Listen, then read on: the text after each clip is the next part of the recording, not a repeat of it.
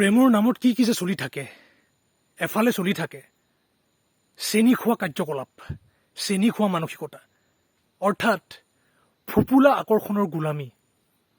যেতিয়াই তেতিয়াই যাৰ তাৰ সৈতে ফুপুলা আকৰ্ষণৰ গোলাম হৈ চেনি খাই থকা হয় আৰু তাকেই প্ৰেম বুলি গণ্য কৰি লোৱা হয়, স্বাধীনতা বুলি কৈ দিয়া হয় তেনে মানসিকতাক, তেনে কামক।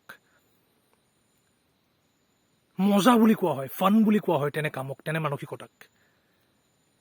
এইটো বুজিয়েই পোৱা নাযায় যে তেনে মানসিকতাৰ গোলামী কৰি কৰি আমি নিজৰ লগতে আনকো ফুপুলা বস্তুৰ দৰে গণ্য কৰিবলৈ আৰম্ভ কৰিছোঁ। গভীৰতা নাইকিয়াই হৈ গৈছে আমাৰ জীৱনৰ পৰা। প্ৰেমটো দূৰৰে কথা, আমি মানুহ হিচাপেই গণ্য কৰা নাই নিজক আৰু আনক।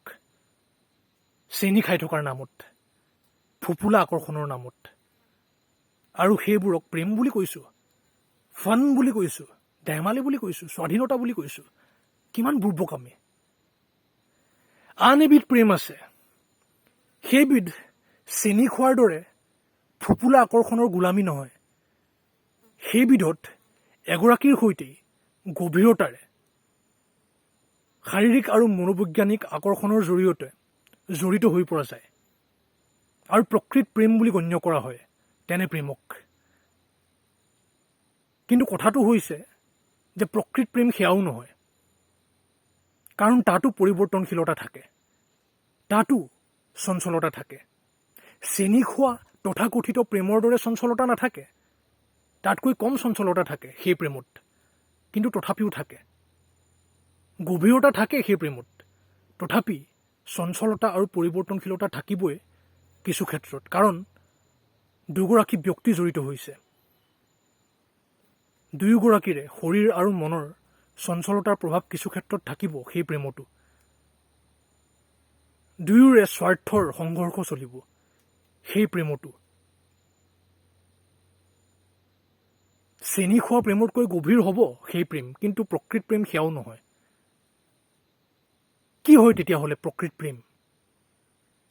সৰুৰে পৰা আমাক শিকাই থকা হয় যে প্ৰেম কৰিব লাগে। কিছুমানে এইটোও কয় যে প্ৰেম কৰা নাযায়, হৈ যায়। এই শিক্ষাবোৰ আমি চকু বন্ধ কৰি গ্ৰহণ কৰি ল'লে নহ'ব। প্ৰশ্ন কৰিব লাগিব আমি সুস্থ সন্দেহেৰে, আৰু নিজ অনুভৱৰ ওপৰত ভিত্তি কৰি বিবেকী হৈ এক যাত্ৰা চলাব লাগিব, এইটো বুজিবলৈ যে মই কোন হয়, আমি কোন হয় প্ৰকৃত অৰ্থত। তেতিয়াহে সেই আত্মজ্ঞানৰ যাত্ৰাৰ জৰিয়তে প্ৰকৃত প্ৰেম কি হয় জানিব পাৰিম। নিজ অনুভৱৰ পৰা মই এইটো ক'ব পাৰোঁ, বিভিন্ন ভুল ভ্ৰান্তি কৰি, বিভিন্ন পূৰ্বকামী কৰি যি বুজি পাইছোঁ, তাৰ ওপৰত ভিত্তি কৰি মই এইটো ক'ব পাৰোঁ যে প্ৰকৃত প্ৰেম পৰিৱৰ্তনশীল নহয়, চঞ্চল নহয়। যাৰ তাৰ সৈতে যেতিয়া তেতিয়া চেনি খাই থকাৰ দৰে ঠেক সস্তীয়া মানসিকতা নহয় প্ৰেম, আৰু এগৰাকীৰ সৈতেই গভীৰতাৰে জড়িত হৈ পৰস্পৰ স্বাৰ্থৰ সংঘৰ্ষত লিপ্ত হৈ পৰাও নহয় প্ৰকৃত প্ৰেম, লাগিলে সেয়া যিমানেই গভীৰ নহওক কিয়। প্ৰকৃত প্ৰেম শৰীৰ, মন আৰু সংসাৰৰ পাৰৰ হয়।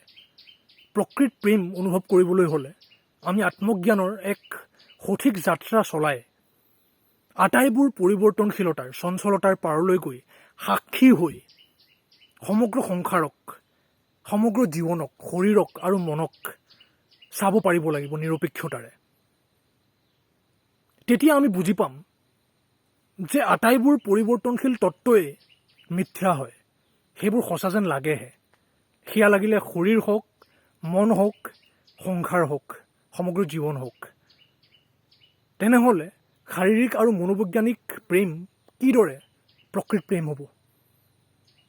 প্ৰকৃত প্ৰেম হৈছে আটাইবোৰ পৰিৱৰ্তনশীলতাৰ পাৰৰ সাক্ষী ভাও, যি আটাইবোৰ বন্ধনৰ পাৰৰ হয়।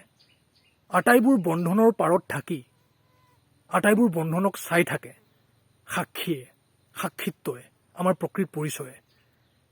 সেই পৰিচয়ৰ সৈতে এক হৈ আমি চাব পাৰিব লাগিব, সমগ্ৰ জীৱনটোক সপোন বুলি জানিব পাৰিব লাগিব। শৰীৰক, মনক, সংসাৰক, সমগ্ৰ জীৱনক এক সদা পৰিৱৰ্তনশীল সপোন বুলি গণ্য কৰিব পাৰিব লাগিব।